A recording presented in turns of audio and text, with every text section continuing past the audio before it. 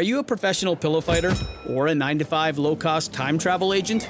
Or maybe real estate sales on Mars is your profession? It doesn't matter. Whatever it is you do, however complex or intricate, Monday.com can help you organize, orchestrate, and make it more efficient. Monday.com is the one centralized platform for everything work-related. And with Monday.com, work is just easier. Monday.com, for whatever you run. Go to Monday.com to learn more.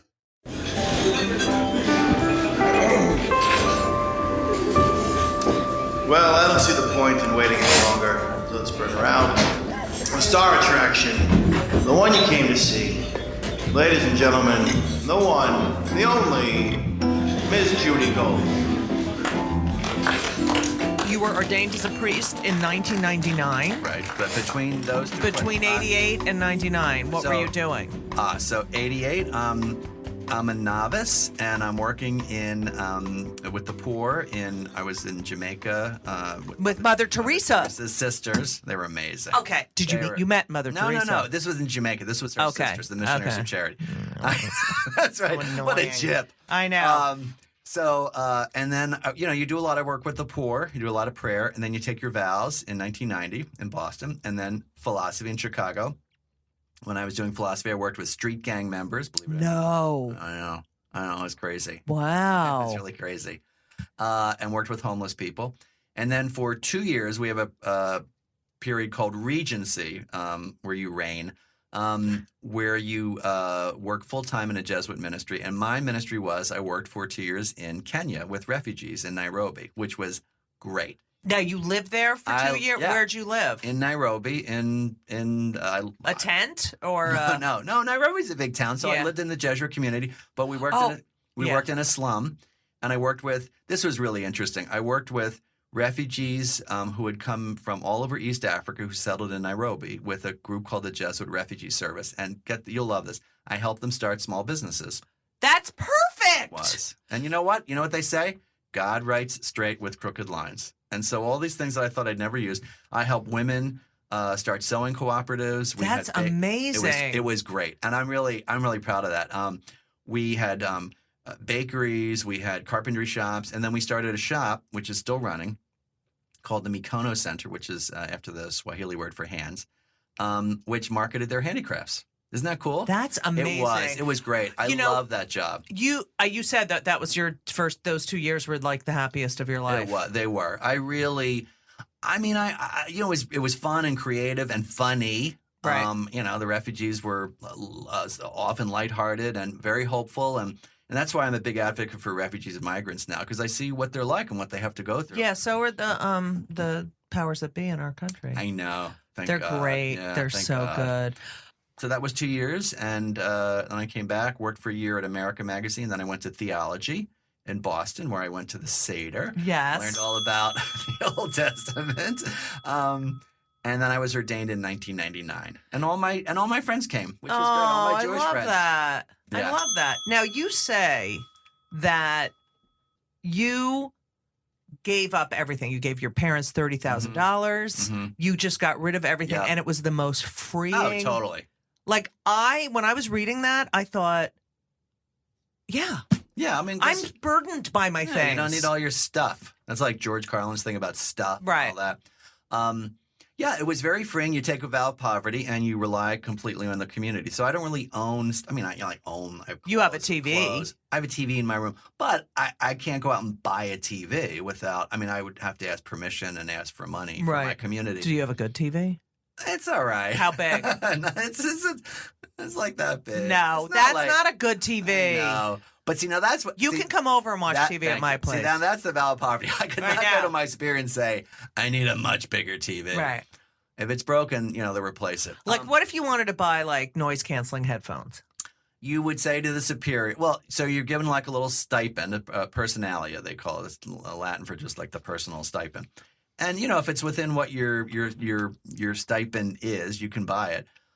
But, you might say I travel a lot and so I need noise. Need a car? Say like, okay. No, you can never. Never get a car? No. I mean, I live in a community. It's like a commune, basically. Okay. And there's a house car, so you sign it out, that kind of stuff. Wow. Yeah. But no, like that's the kind of stuff, like I can rent a car. Well, I don't know where I want a car.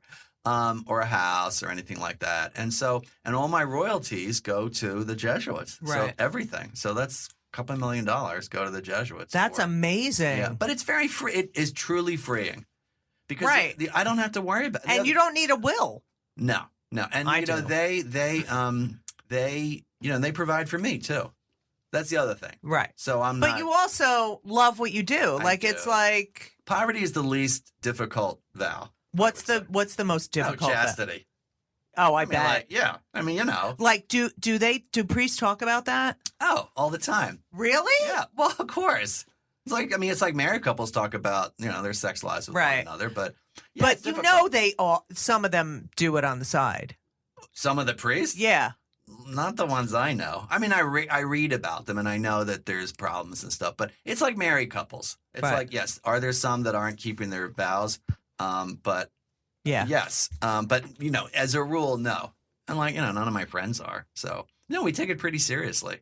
So we talk Don't about, you whine? Do you whine and complain like, oh? sometimes. Yeah, sometimes it's like you're lonely. I know. Don't you want to just lay in bed with someone Yes. naked? Yes. But, I've chosen not to. There's other ways of loving people. Right. Of It's course. just a different way of, it's not saying it's better or worse or, Right. Sex is bad. It's a different way of loving people. It's loving them, like friends. And, and truly there are a lot of, I don't want to say compensations because that sounds terrible.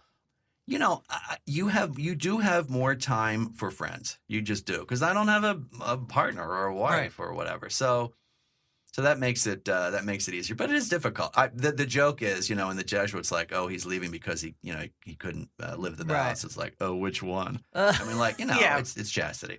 But poverty is very freeing. That I find very freeing. The only time I think it's difficult for me is, I was talking to a friend of mine, like, I have never flown business class.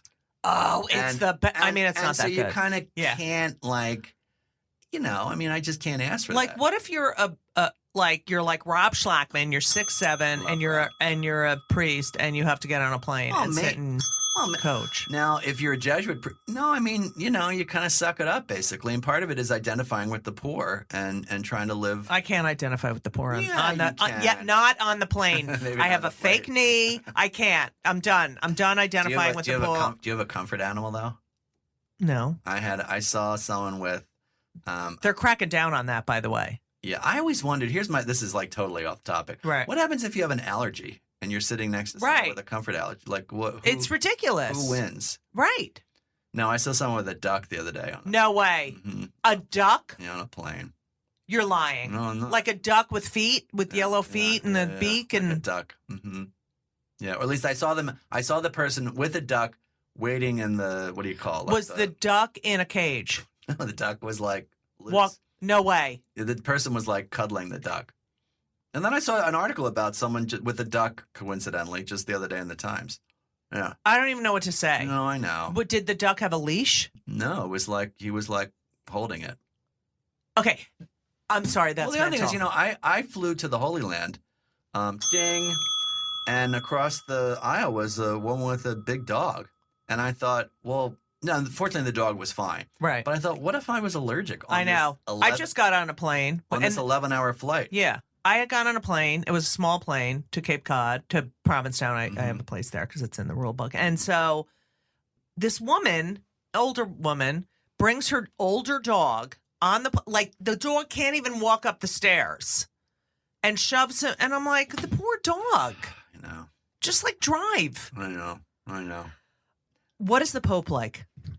Well, we talk every day, and he's really been bugging me with a lot of his texts. No. I met him once and I Right. shook his hand.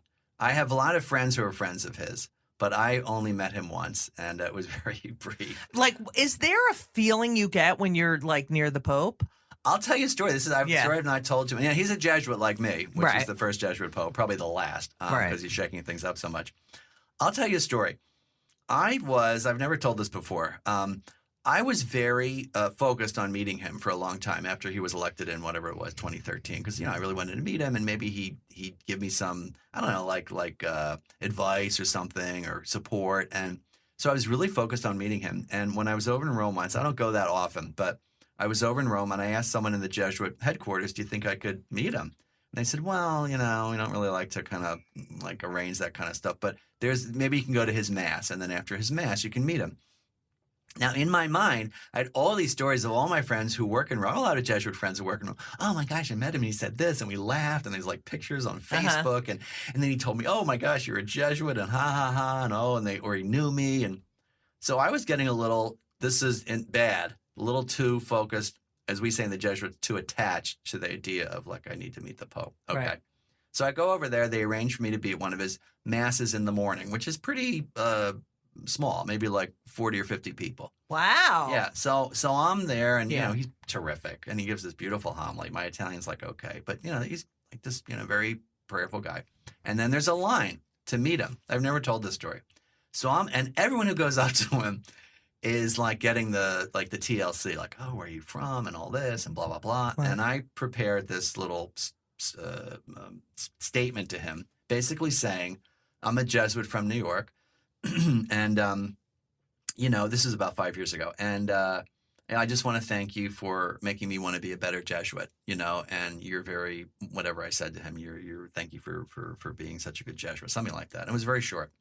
So I go up to him, and I could tell he was tired already. It's what really, were you at the end of the line? Very end of the line. Uh-huh. So it was early in the morning. He was tired, and I could tell. You could just they hate Jews. Well, okay, go ahead.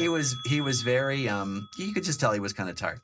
So I go up to him and waiting for my big moment, and I shake his hand. He's smiling and nodding, and I say in Spanish, which is my Spanish is not very good.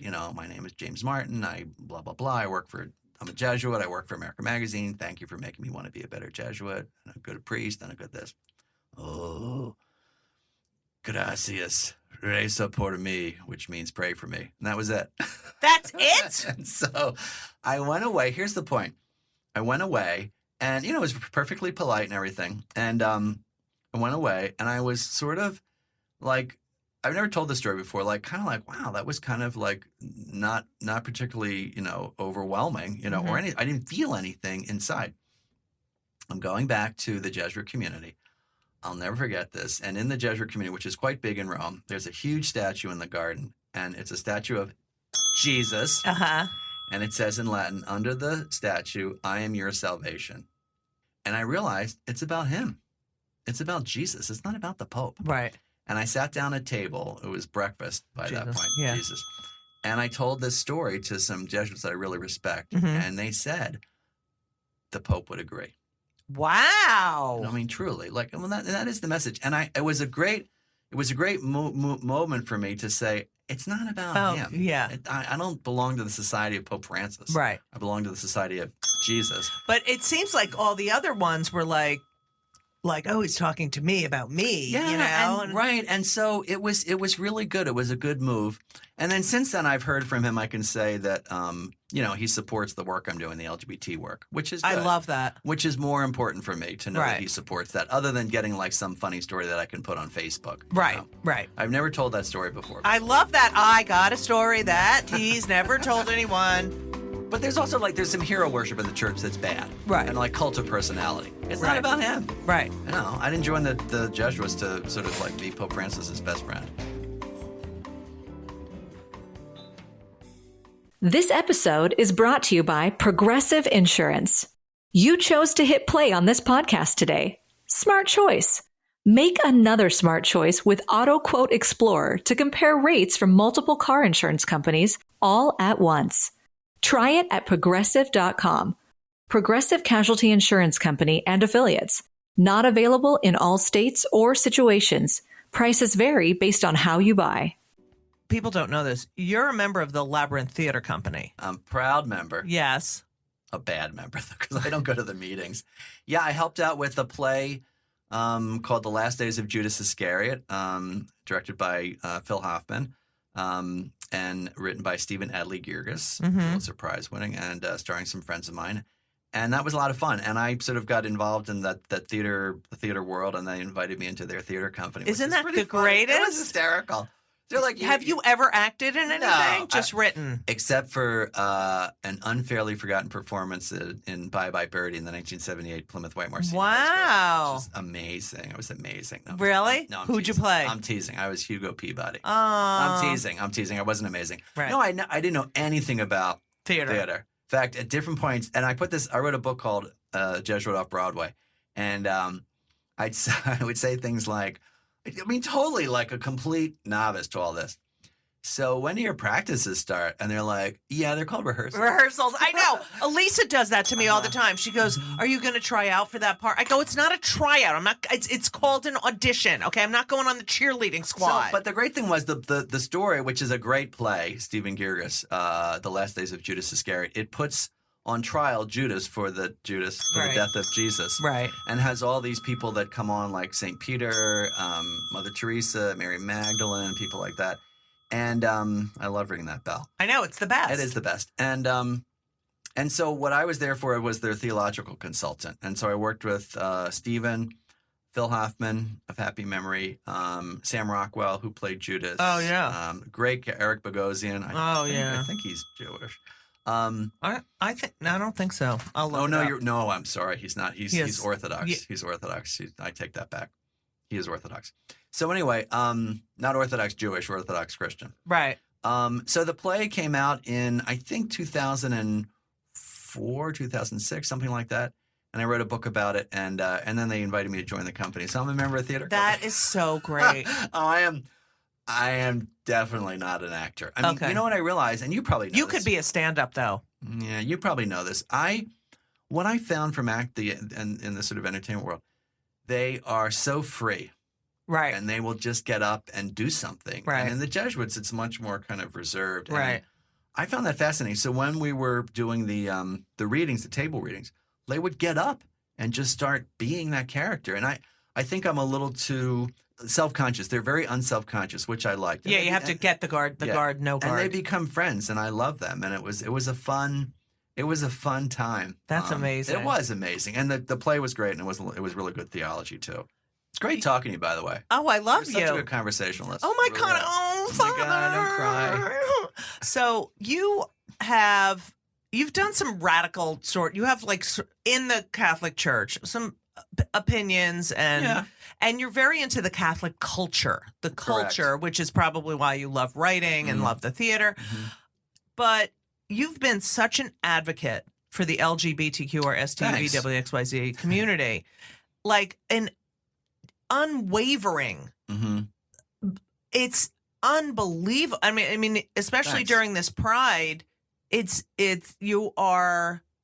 every day is another It's something. tweet about. Well, truly, supporting every day. us. Sometimes I say to myself, all right, because this is not my life's work. And I say, Right. I need to I need to turn my attention to my book on prayer, which I'm working on. But there's always something, it's like The Godfather. They keep pulling me back in. There's always something that's going on that, I feel the responsibility to kind of comment on.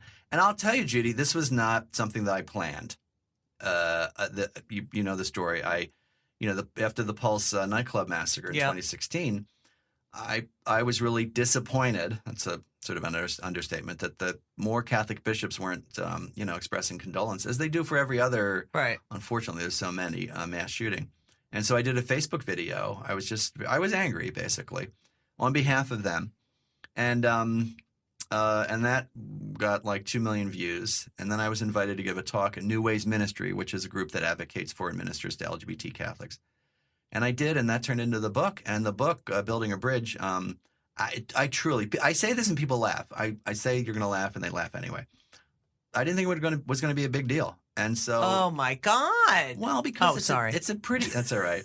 It's a pretty. Thank God. It's a pretty mild book. I mean, it doesn't challenge any church teaching. It's talking about being respectful, compassionate, and sensitive, and it just blew up. And so I didn't expect it, but I was talking to a good friend of mine, and have you ever seen the movie Dead Man Walking? No. Yeah, it's with Susan Sarandon. Yes. Yeah. So my friend is Helen Prejean, who works with death penalty stuff, and she often says like she didn't expect it either, and so I feel like kind of God's hand is in this some way. I mean, I know God's hand is in this, and I've been drawn into this ministry, and that's okay, Do you get a lot of pushback? Oh my gosh! And Oh my do gosh. you? I don't Google James Martin. Oh, I did. And like sodomite, homosexual, pansy, fag. It's ridiculous. Daily, hourly videos and protests. It's a small but vocal percentage of the church. But do you like Timothy Dolan, who you're Who's a friend? Right. Yeah. Mm-hmm. Do you ever? Do you ever discuss it or no? He's been supportive. He's been kind of quietly supportive, which I appreciate. And I'm very careful to do all these things within the church. So I got permission. I take a vow of here's the vow of obedience. So in order to give I could never take that vow. Oh yeah. So right. Yeah. But in order to sort of work within the church, work within the Jesuits, when the book came out, first of all, I got permission to accept the award. I got permission for the speech I gave. I got permission for the book. So it was all, and I think one of the things that infuriates people is that, because it's not some renegade priest who's left the priesthood who's like, right. kind of it's someone from the inside of the church who's gotten permission, who has all the right, who's like crossed all the T's and dotted all the I's. And that infuriates some Catholics. And it also got endorsed by all these different bishops and cardinals. And so here's the strange thing. And this is funny. I just realized this recently. In the past, when I would think about, advocating for people, I would say, oh, you got to do it no matter what. You stand up and you go to the barricades, and it doesn't matter what anybody says. But I've realized, at least as a Jesuit, doing it from within, and for me, now this is not everybody's situation, and getting the permissions and doing it with all the approval, actually, in my case, has made my voice stronger, because people can't kind of take pot shots. I mean, right. if you go to my Jesuit provincial, the regional superior, and complain, they'll be like, yeah, I gave him permission. So if you go to the Vatican, it's so like, you're so I'm doing it from within, which right, I think, and you're an amazing messenger. Thanks. Well, I mean, trying. the best. But why push back on including people? And also, I don't think it says anywhere in the Bible that, hate gays, to hate gay people, to, and this also the hating of Jews and the hating of, of people of color and immigrant. I mean, this is so anti-Christian. It is. And it's all fear. It's based on fear. And so there's homophobia, which, obviously is literally fear of the homosexual person, the LGBTQ person. They're different. Which, as you know, we all believe anyone who's so homophobic is gay. And we'll talk about that later. But then there's also homophobia in the sort of colloquial sense. They hate them. And you know what they do? They couch it in. Now, I'm not challenging any church teaching on same-sex marriage or anything. And so, but they still are opposing this message, and they say, well, you're just sort of condoning sin. And I say, look, everybody's sinful. Why are you focusing on the LGBT person? And they say, which I detest this phrase, hate the sin, love the sinner. Because, I hate that. You know why? Because so much. You don't say that about anybody else. Right. Like, imagine saying that about, here's the example I always give. Okay. Let's say I'm invited to give a talk to college kids. Now, as we know, like 90% of college kids are having sex, which is also against church teaching, right? I would never say in front of all these college kids, hi, I'm going to hate your sin but love you. People will be like, what are you talking about? Yeah, exactly. Why are you treating us like that? Right. Or Catholic families who are using birth control, which is also against church teaching. I would never go to a Catholic family conference and say, you're all sinful. But right. So the LGBT person in the church is the only one who is looked at that way. And frankly, I would say many people who say hate the sin and love the sinner, they just hate the person. It makes me but I've heard comics say it, like, who I know have done anti-LGBT stuff. And I'm like, what? How are you friends with me? Hate the sin, and it's like, you're a sinner. Like, look at you. And that's the point. And they don't see it. And, truly, in terms of the most homophobic people, I'll tell you a story. I gave a talk at a parish and invited by some friends of mine, and the pastor was very nice. And, 99% of the people are fine, and they're great, and they're supportive. And, because more and more people have friends who are LGBT, and brothers and That's sisters. why I'm so into coming out. Yeah. And so I give this talk, and as with most of the talks I give in parishes and colleges and stuff, there were 100 people or so waiting for like book signing and stuff. Okay. At the end of the line, this always happens. There's one person, arms folded, waiting. No, I mean, They always wait till the end. So miserable. so they can have Yeah. their time. Yes. Okay. So I'm signing all these books. Everybody's super, my son's gay, my this, blah, blah, blah.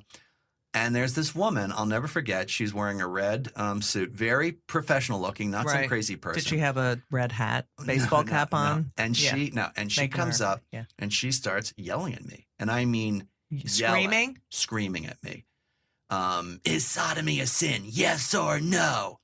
And so, we go back and forth, and she's just screaming at me. And you're just calm. And I'm just calm, trying to be, because here's the problem: if I in any way, kind of lash back at her, because there's people like taking pictures. Yes, I get it. Yes, me. Yes. I know that's going to show up. So the next day, I talked to my therapist. Oh, It's a kind of a Jewish thing to do, but she's not Jewish. Okay. And I said, because it was really unnerving. I'd never been, outside like the subway or some crazy person, really publicly just screamed at. And I said to my therapist, where does that come from? And she said, her. It was so freeing. That's great. She said, something's going on inside of her. Right. Either it's her complicated sexuality, she has lesbian feelings, she has a friend who's a lesbian, her brother's gay, or her sister's lesbian, her mother's whatever. Right. It's her. And so once I realized that, and I see so many people online who are, a lot of the people who kind of criticize this ministry are officially ex-gays or former gays. You don't have to be Sigmund Freud, right? To figure this stuff out. So it's fear. It's fear of change. It's fear that, somehow everything's going to change because of these terrible people being in our church. And, it's like, when gays got the right to marry, it's just in New York State, they had the most marriages in one day at town hall, at City Hall, sorry. And I say that to people. I say, we got the right to marry and we went to City Hall. We didn't go to any churches or synagogues or mosques or anywhere demanding that we just want the same rights to be able to visit someone in the ICU, to be able to not pay a federal inheritance tax, that we're treated equally. You're with your partner for 40 years. Why does, Britney Spears can get married for 9 hours, yeah. And you know what I do? I even take it away from the marriage thing. And one of the things I've been doing recently is I did a retreat, believe it or not, a weekend retreat for LGBT Catholics and their families, which was amazing for me. Yeah, it was really amazing. And so, and of course, there's so many, mostly parents and their kids, their LGBT kids. Right. And I met a family, this was outside of Philadelphia. I met a family who I'd met before who have 3 LGBT kids. Wow. Out of how many? Out of 3. Wow. And so, and if you think it's not genetic, you're not born that way, forget it. Okay. Yeah. So, what I often say to people is, look, and this is for me, this is like the test case for people. I say, no, look, these kids, they're whatever, 13, 14, 15. They're not married. They're not having sex. They're, in terms of like church teaching, they're fine. Okay. Now, where is the place in church for them? And that's the challenge for people because they can't say, hate the sin. They're not doing anything. But even for that situation, people can't fathom it. And I said to one of the kids, very nice. I said, "How do the people in your parish treat you?" And this kid said, "Oh, some people don't talk to us anymore." What? Yeah. And so that's the kind of that's so unchristian. I'll say, and so unCatholic. And the other thing is, look, when Jesus was on the earth, right? Amen. He reached out to people who felt like they were on the margins, right? I mean, women, people who had diseases, lepers, Roman centurions, prostitutes. And so, I mean, I'm not, it's not a good analogy perfectly, but LGBT people feel like they're on the margins in the church. And this is where we should be going. And that's why they leave, a lot of them. Leave. And all they want is to feel truly welcome in their own parishes. Right. And it's their parish, too. I often say... And look at the outfits. They're amazing. I said to one of them. I said to an LGBT person. I know it's too many. It's hard. We need to come up with a better. Yeah, name. I know. I can't with that. And I said, look, I understand. This is what I often tell LGBT Catholics. I do understand that people feel distanced from the church and feel pushed away. I totally understand that. And I understand when people say that I can't go anymore. But my attitude, with these people is to say to them, you are Catholic. You're baptized. You're just as Catholic as the Pope or as me. Don't let people kick you out of your own church. Right. But it's hard. It's just, endless. We just had a situation, with all these people who were being fired too for being married. And we had a situation just the other day in a Jesuit high school in Indianapolis where the Archbishop, said the school's no longer Catholic, but the Jesuits did not fire the person. And kept the person. So it really is this big flashpoint right now in the church. It's also, it's a sort of emblem of the culture wars. Right. And people see it as kind of like the thin edge of the wedge. But it's just sad. So I'm just working for people who just, want to feel at home in their own church. It's their church too. Right. This week's episode of It's Judy Show with Judy Gold is sponsored by BetterHelp. And if you know me, which I think you do because you're listening to my podcast right now, you know that I am a big advocate for therapy. I think it benefits everyone. I think there's so many people who need it, who don't partake. It is so important for your emotional health and well-being. Therapy is fantastic. It is in every stretch of the imagination. And if you're thinking of starting therapy, please do it. But please give BetterHelp a try. It is entirely online. It's designed to be convenient. It's flexible. It suits your schedule. You fill out a brief questionnaire to get matched with a licensed therapist, and you can switch therapists anytime for no additional charge. I have switched therapists in my life. I've had many, many therapists, and sometimes it's not a great fit for you, but don't give up. Therapy is beneficial. You can learn about yourself. You can process and just be emotionally healthy. I'm telling you, do it. BetterHelp is great because, when I used to schlep to my therapist's office, it was so annoying. You have to do it and you sit there and you wait. And then I'm telling you, doing it online is fantastic. And BetterHelp is amazing. I know a lot of people who've used it. So if you're thinking about therapy, go to BetterHelp.com. Let the gratitude flow. This is Gratitude Month, people. So you need to let the gratitude flow with BetterHelp. Visit BetterHelp.com/JudyGold, JudyGold, today, and you will get 10% off your first month. That's BetterHelp, HELP.com/JudyGold. You're welcome. As far as abortion is concerned, which I know you're not, but I'm just bringing this up as an example of separation of church and state. I mean, there are things I believe in that I do because I'm a Jew. And I was raised Jewish, and I feel I go into, but I know. I mean, I go into synagogue and I feel connected and emotional, and I hear the songs that, my grandmother, it's just, I feel something. Why, it's like the government, you're like, all right, here's an example. Marco Rubio this morning writes some some scripture on his Twitter feed. And I'm like, separation from, you believe what you want. Like, I grew up next to Catholics and we loved each other. My mother would give them mass cards, they were wonderful, but that was their private religion. I don't understand this. And the evangelicals, like, you're okay with this president saying what he says, and you're like, the moral majority. Like, it doesn't make sense. Religion, no. Well, because religion has become so politicized. Right.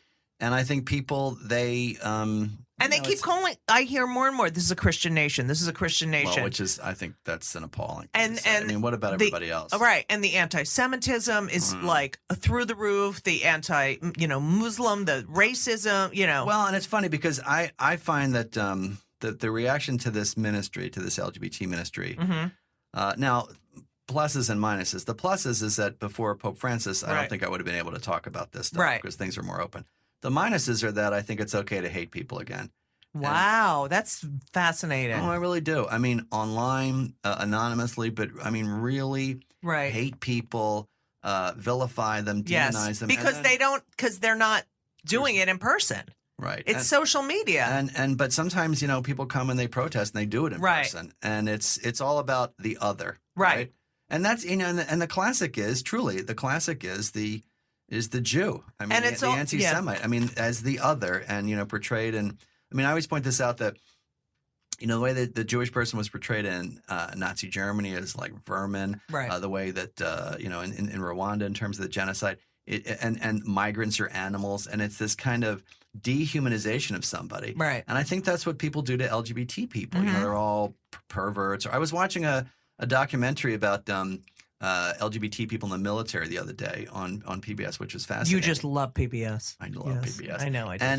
And boy, I saw some of the. I should have realized this, but in like the 40s and 50s, you could be removed from government service if you were found out to be gay. And the headlines, that there was a great series. The headlines were like, government finds perverts, and I was like, so it's all this dehumanization, and it's a kind of it's something I think Jesus comes to do just the opposite. He comes to tell us about our humanity, and I think that to tell people that LGBT people are just like you is scary. It's scary for people because they don't want to. Yeah, but they love our music. They love our clothing. They love our hair and makeup. They love. Our movies, and it's increasingly they do, but not everybody. Right. But I'm just saying, if you love a movie and then you realize, oh, this was made by a gay, do you then hate the movie? Because a lot of them do. Yeah. It's ridiculous. I've been surprised at how well people can hate. And, my joke is, this is not original to me. Among Catholics, see how they shove one another. Right. Instead of see how they love one another. And it's astonishing to me, the amount of truly hate mail I get, stuff online. It's ridiculous. Videos, heretic. I mean, the names, heretic, sodomite, pansy, blah blah blah. And you know why they say that? This I always explain this to people. They think they're prophets. Right. We have to say this, and we've given them the soapbox. Yeah, hard as it is, we have to say this. But my novice director used to say, and they're persecuting us, right? And my novice director used to say, it's just because, people are persecuting you and disagreeing with you doesn't mean you're a prophet. You might just be wrong. Right. Right. Exactly. So it's been difficult, but it's important to do. Okay. Now I have 3 more questions. Oh my gosh. I mean, I could talk. I know I could talk, but I think someone gets the studio. I'm so pissed off. I am fascinated by confession. Oh, like let's fascinating. Talk about it. So you've done yes, of course. And there's on a both curtain. Sides. Right. Okay. So there's a curtain. Not always. But okay. Sometimes it's like this. Sometimes it's just like this in a room this size. Okay. So what do you want to know? First of all, I want to know like the worst confession. Can you tell that? Like where you were like surprised, the most surprising confession. You don't have too many like that because you know why? Because generally speaking, like murderers, they're not going. Right. I've had some confessions in terms of like people cheating on their spouses, which have been pretty. And then you can't say anything. No, never. You can never say anything. And one of the reasons for that is, it's first of all they're confessing to God, so it's secret. The other thing is no one would ever come to you if there was any chance. Right, you were going to go to the police, and that is true. That is one thing that people. I mean, there's been a lot of stuff about priests and sex abuse and all that. People still do trust priests to keep things quiet. Right. And you rarely hear, if ever, anyone breaking the seal of the confessional. By the way, if you break the seal of the confession, you're excommunicated as a priest, which means you're out. It's pretty severe. So, no, what do you want to know? Have you ever had like a pedophile or anything like that? No, I have not. It's so awful, the pedophilia. Well, let's talk. But let's talk. I want to hear about confession. I'm just because Yom Kippur, we fast and we really think about what we want to change in ourselves and everything we did, and if we will be sealed in the book of life. Mm-hmm. And this idea to go to confession, say with the person face to face, and I did this. Do the people feel like exonerated, like that? Well, you're forgiven. I mean, you're forgiven when you. But then, if you come back and do the same thing, are you like, all right, come on, seriously? You're human. You're human, and when you come and do the same thing. Now, okay, 10 times they do the same thing. Then you say, listen, fella. Well, you're supposed to have what's called, which I think is a great, you're supposed to have a firm purpose of amendment. Right. So now you can't, first of all, the thing about face-to-face, what it does is it really does force Right. you to be honest and blunt. And hearing a word of forgiveness from a person is really powerful. Right. So you can, of course, God forgives us, but to hear, the absolution formula, which is very Right. moving, the prayer is really powerful for people. And you can see people cry; they burst into tears. Oh, of course, I'm Yeah. sure, because it's like letting go. Yeah. So there's that, and the other Okay. thing is, people need to identify these things very specifically, Right. and they can't just say, "Oh, I was selfish." But if someone comes in and says, "Well, I'm stealing, but I'm not going to change," Right. you really can't give that person Right. absolution. Do you have like I stole money from my mother, or I Oh, took everything. Oh, no way. The most common sins are Yes. Oh, I can't wait. gossip, Uh-huh. being mean, Right. like I was mean to someone, masturbation, Right. people confess that, cheating, Right. stealing stuff from work. Right. They're kind of everyday things. But then once in a while you get like a big one or an unusual one. And do you go to other priests? And oh go, yeah, of course. I go to people in my house. Wow. But I like confession because you feel really freed afterwards. Right, right. You really do, and you can feel, all right, God, and you know that God forgives you, but to hear it, So are you going to confess about this podcast? no, we haven't done anything sinful. Now, what's interesting is people will say stuff and it's not sinful, and you have to Right. call them on it. So it's Right. like, oh well, I was really lazy today. I got up at Right. 12, And it's like, who and I'm like, cares? that's No. not a sin. Right. I had a woman once. Can I tell you a funny story? Yeah. I had a woman. We were doing confession services at St. Ignatius Loyola, where I Right. helped celebrate Mass. And this woman came in. She goes, "Hi, I'm an Episcopalian, and I've never done this before." And I said, "Oh, well, what are you here for?" And she goes, "I just wanted to sort of see what the sacrament is like." And I said, "Well, okay, I can't really give you absolution, Right. but we can go through it if you think it'd be helpful." "Yeah, I've never done it." She was all like, Yeah, like chirpy and everything. Right. And I said, "So what do I do?" And I said, "Well, all right, let's start with the prayer, and then we can Right. talk about where you feel like you've been distanced from God." And, right. Okay. So I was kind of selfish, and I was sort of greedy, and I said, Right. "Oh, well, like when?" Right. And she's like, "Well, like to different people and stuff." I was like, "Well, like who?" Oh, you want like Details? Yeah. Uh-huh. And she was suddenly she realized what confession was. Right. I was like, "Who were you selfish with? Tell me the Right. story." She was like, and she realized, she was like, she didn't sort of sign up for that.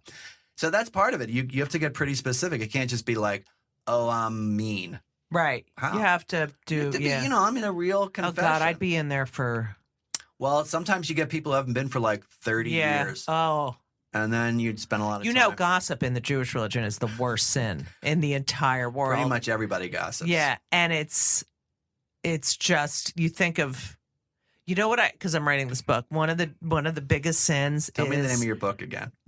yes, I can say that. It's a great- Fuck you if you can't take a joke. So one of the biggest sins in the Jewish religion is, making a false compliment.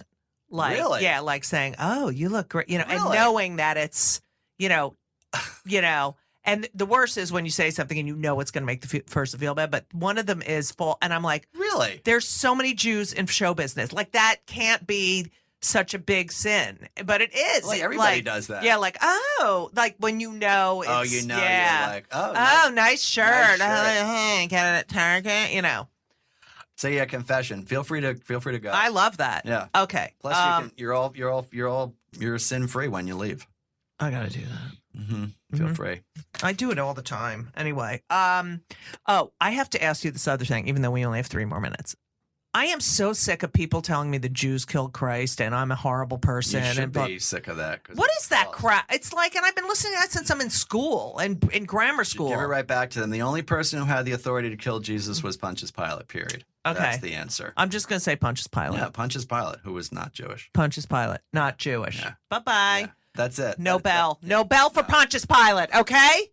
Oh, I screamed. Sorry. All right. So we're very pro mental health. We're very pro mental health. And I advocate anything you can do to, Me too. meditation. I meditate, I work out, and I take antidepressants. So we always ask and I know the answer, but if you've ever taken an antidepressant. Oh, an antidepressant, so like Yeah. Valium or That would be that one. count? Yeah. Uh huh. What?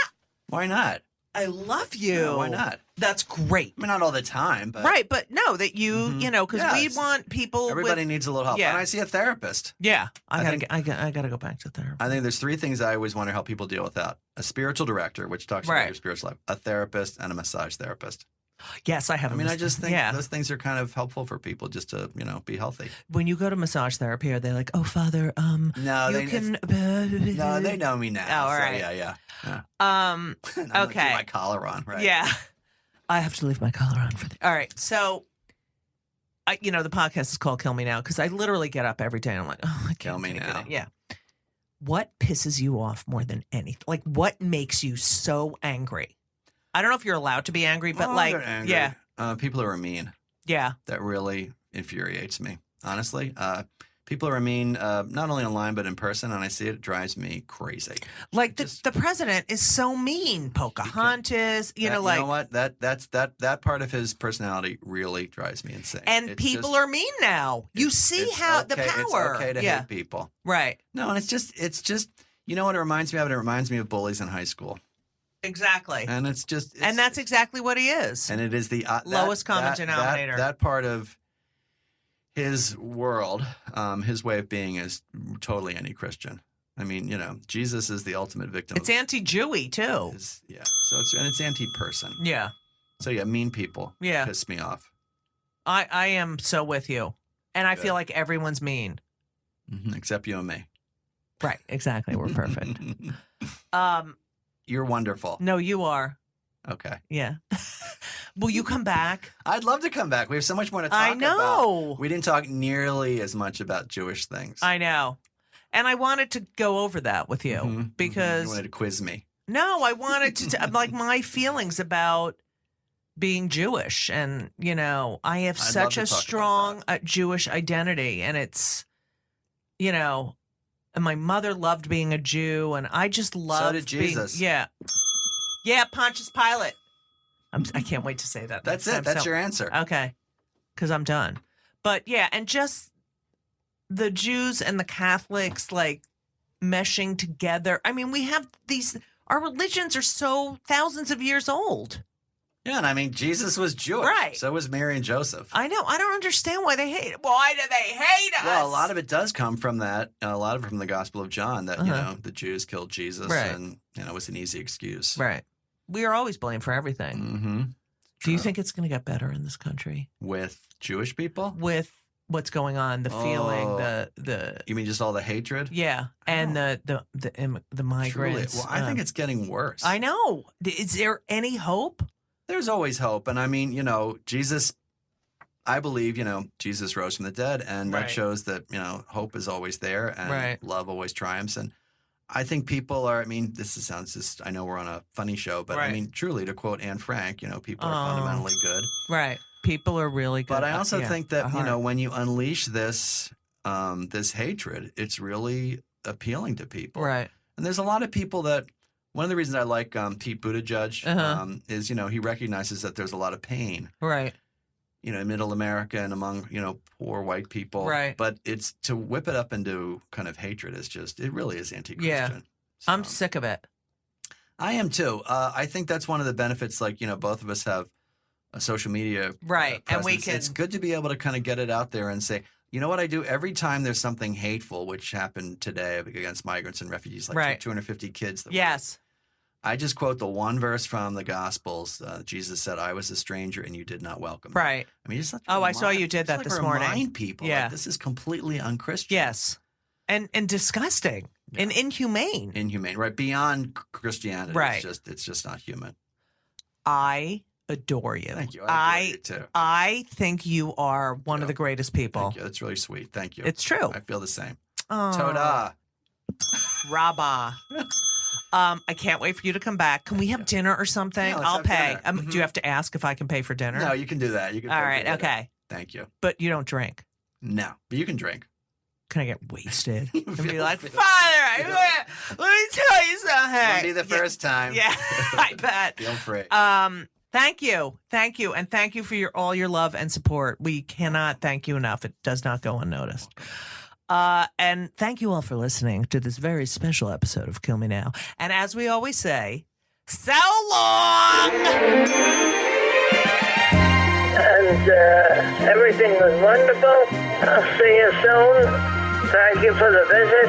So long.